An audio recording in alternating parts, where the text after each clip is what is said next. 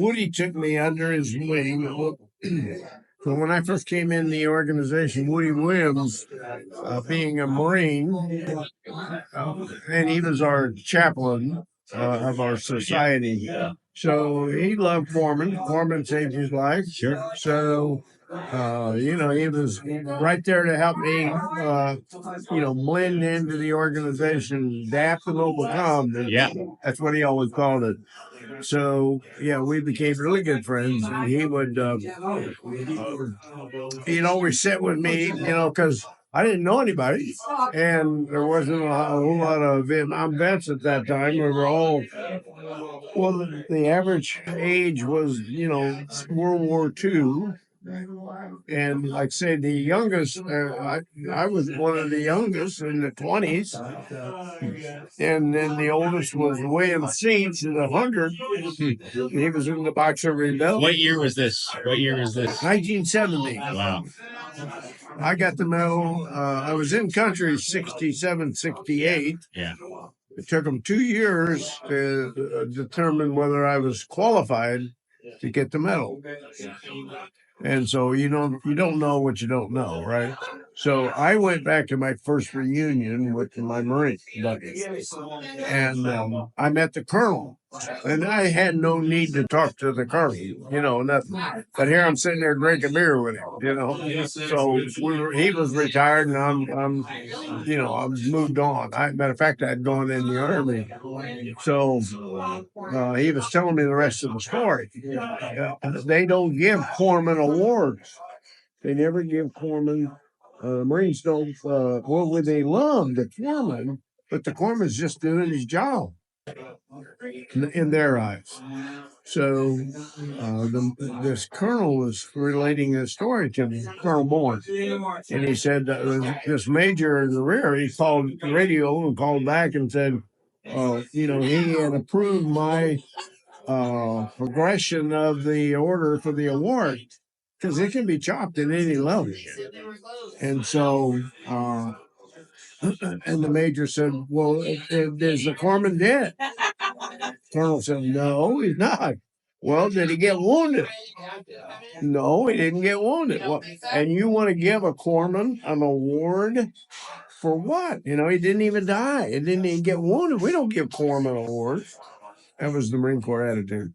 And the colonel says, Major, I'm going to come down there and put my number 10 boot up your ass if you don't do what I'm telling you. I want it done now. You come out here and investigate it.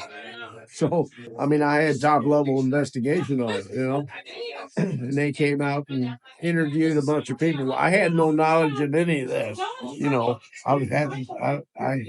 had no knowledge I was even being put in for the medal. Wow. I was just as surprised when I got the call as you would be if you got the call tomorrow.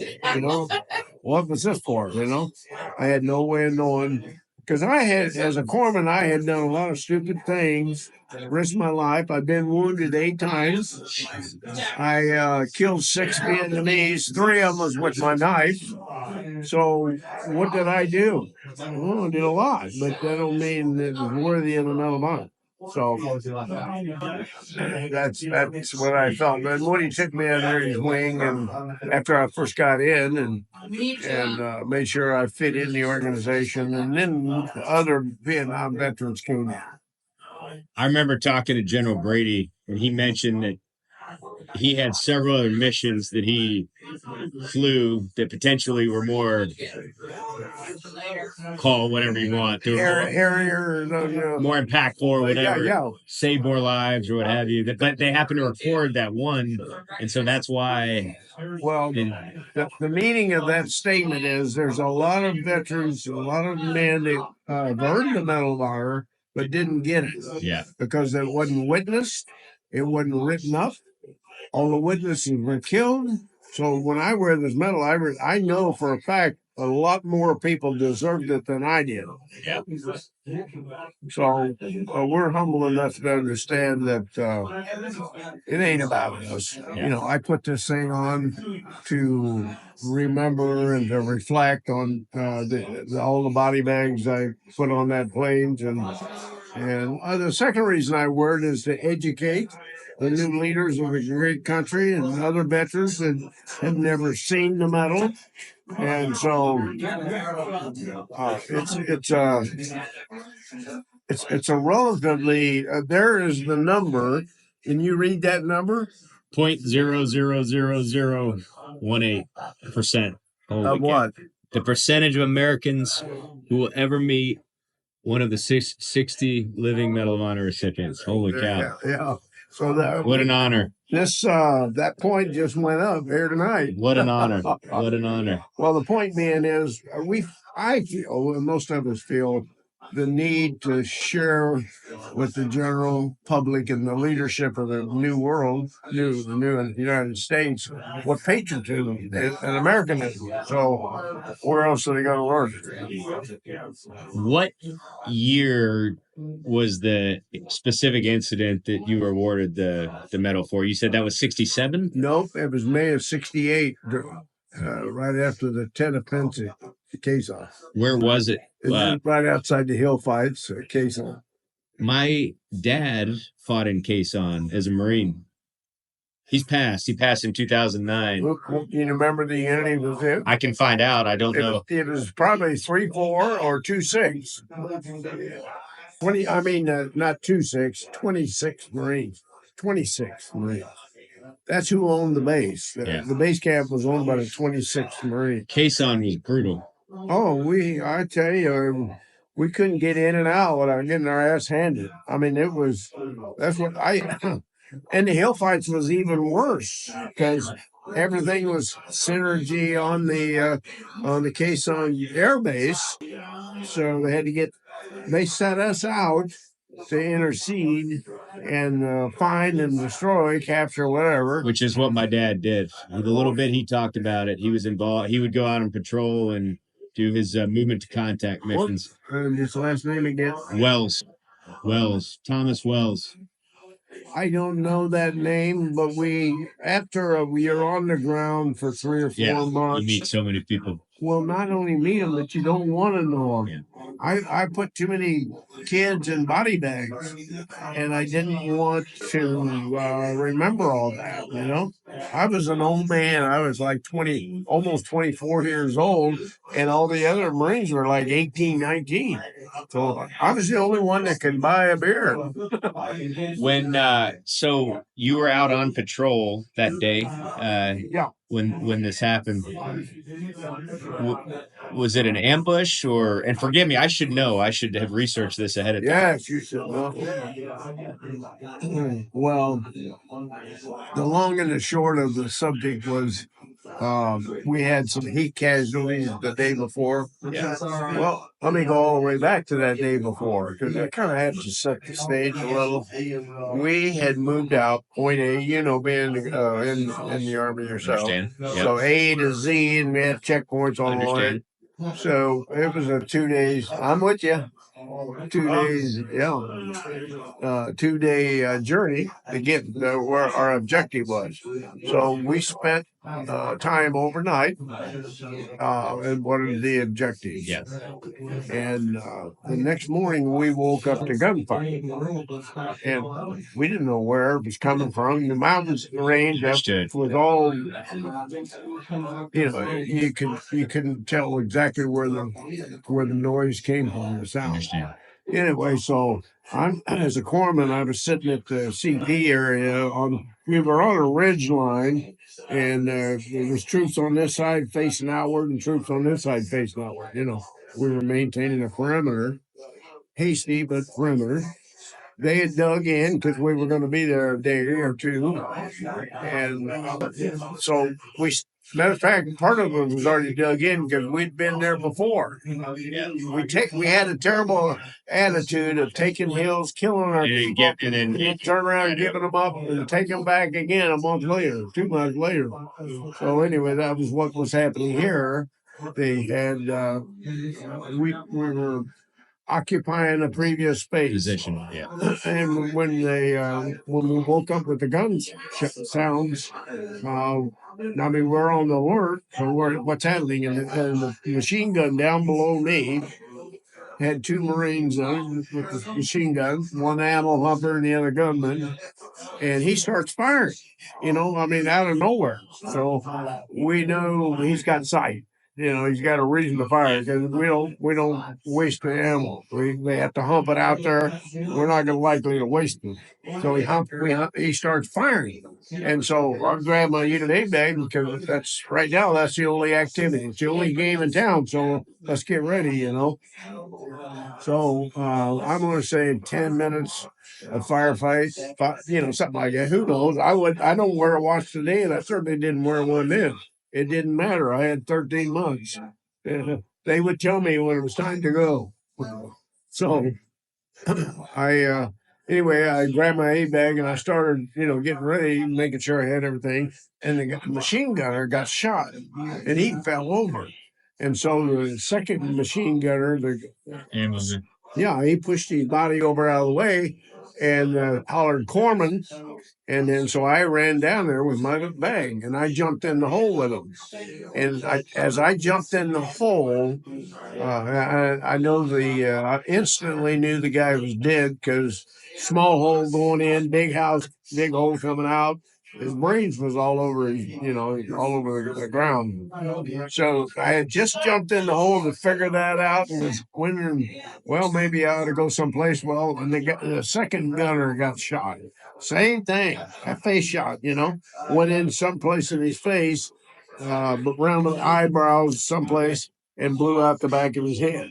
So when he fell back, he had enough force that he fell back on me.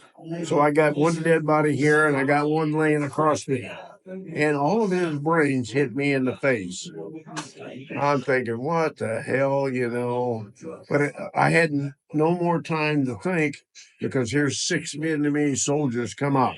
They overran our position. I got 6 guys, 5 of them here and one guy right there. He was at the ready, watching us the whole time. The other 5 guys were picking up our machine gun, picking up our ammo, picking up our food. They just scored, and now they're going to use our equipment against us. I couldn't move. I literally had no weapon on me. Corpsman didn't have a weapon. I didn't. I had a 45 that was back in my backpack. I didn't. Only reason I cared about it was when I signed for it and I had to turn it back in.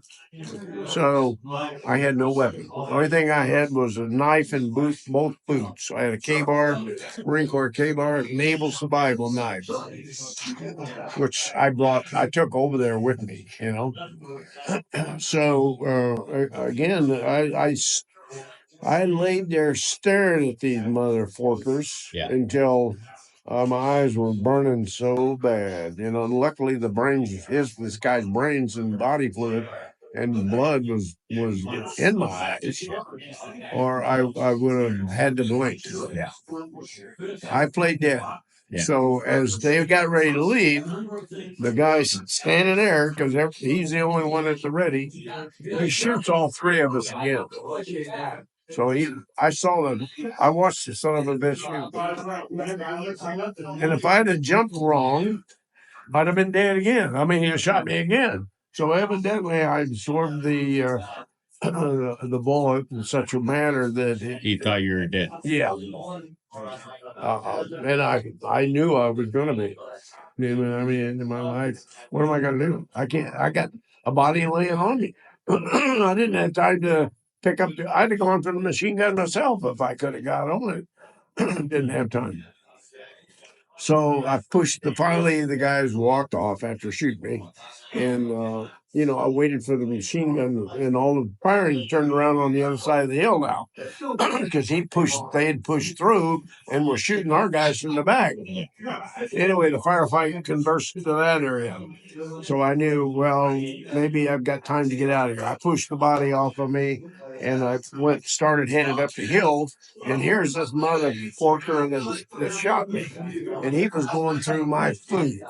I had my C rations there, and we had a radio operator operating, but he was the operator. The radio guy was dead. So I saw him land. I mean, he was bent over, going through my food, and I knocked him to the ground, and I slit his throat. And I laid on him, not wanting him to holler to his buddies, and I wanted to make sure that he bled out enough that he wasn't going to get back on. So that was one of the thoughts that I had figured that's what I was getting the medal for, you know. So as I said earlier, I didn't know what I was getting the medal for, but that's a day in my life.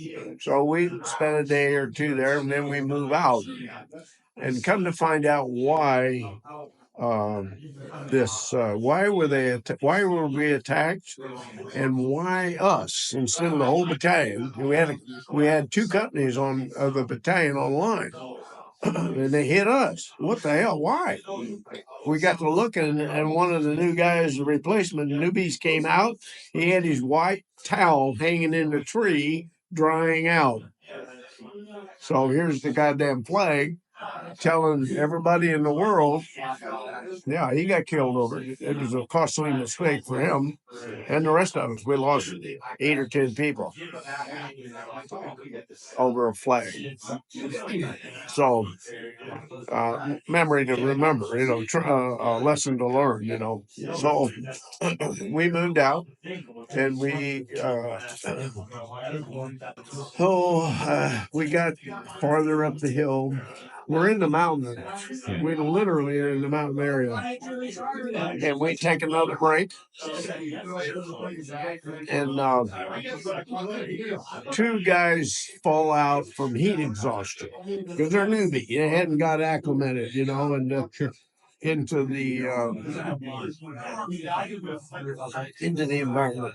So we decided that the lieutenant, the platoon commander, decided, well, we got to get these guys. They're a liability. Get them out of here. Get them medevaced out. So he literally told me to take, and the radio guy. And I had 6 other Marines that were my bodyguards, but they were called litter bearers, you know. And we literally walked these 3 guys. Well, it was 2 guys, actually 2 at that point. And then we took a wounded guy with us.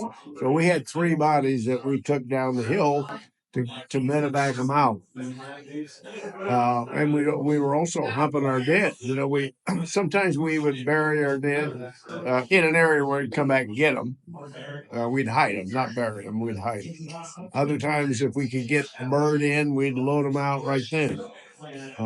So we had the bodies there, and we had these 2 heat casualties there. But that's what I'm remembering. The 6 guys carried the dead bodies down, and they were our litter bearers, like I said. So we sat down at the bottom of the hill where in a plateau area to where the helicopters could come in and medevac our patients. Well, we sat there for hours, you know, waiting for a bird. Maybe who knows? Again, no time, no sundial, nothing to tell us any kind of relativity of time. But we waited until the bird came in, and all hell broke loose again because the people. I bet you. I knew I'd find you where the architect was. Yes, ma'am.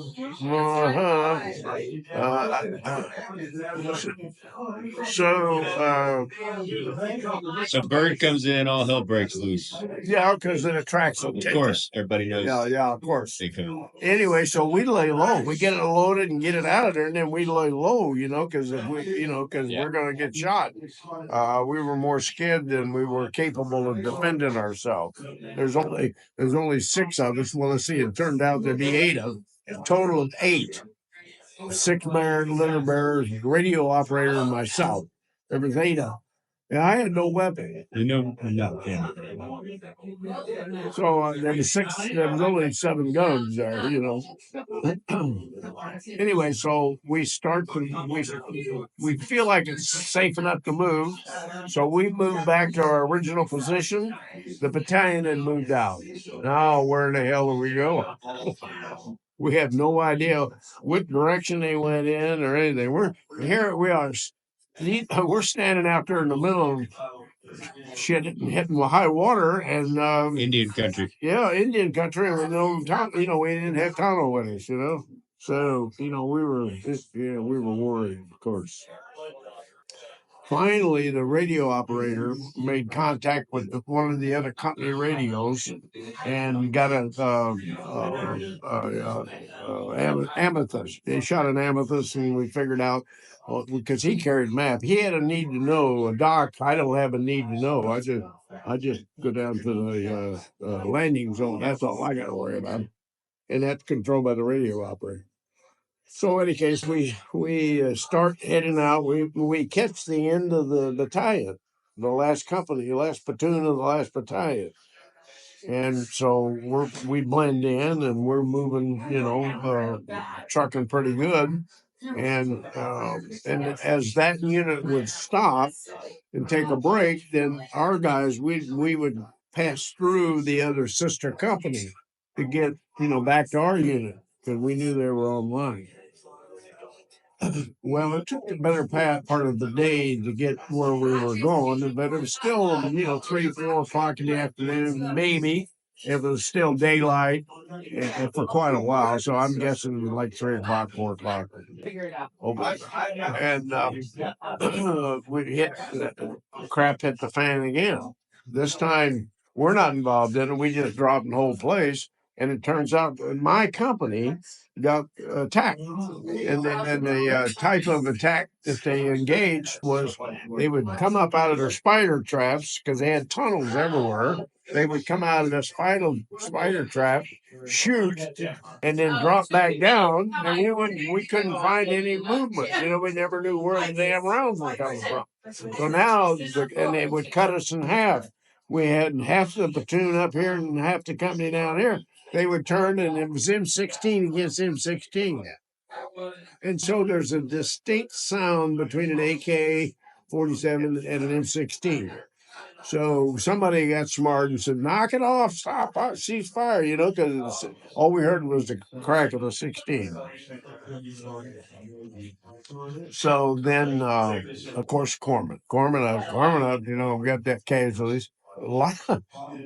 I'm sorry to say that was friendly fire. I mean, we were shooting ourselves. Yeah. So I started gathering them in a bomb crater, which happened to be pretty close. So that was what I call a relatively safe assembly area. So I chose that. And I would go out and get the Marines, and I'd drag them or firemen carry them to the bomb crater.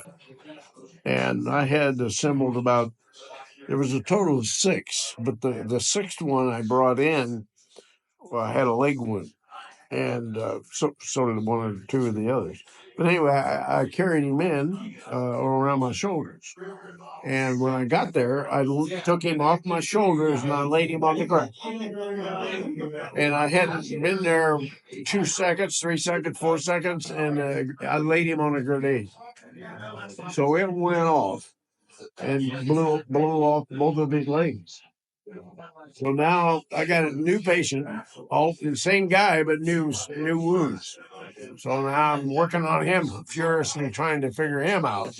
And when that grenade went off, it also tore off the face of the Marine right there. So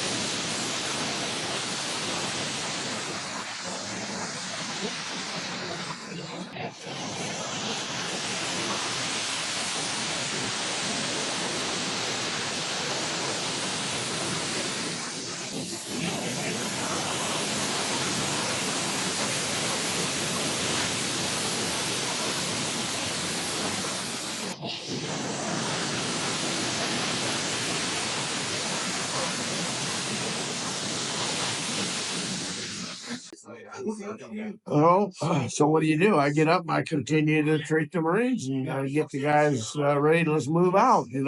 Let's get the stretchers going and let's get them out of here. And I had just started that. I mean, I had already engaged that when the third grenade came in. I'd called in the litter birds. I said, let's prepare to get these guys out, which made it matters worse because now there's more. There was 6 patients and 6 litter birds. I was getting a gaggle there. But so as we were preparing this, when the guy threw the grenade, so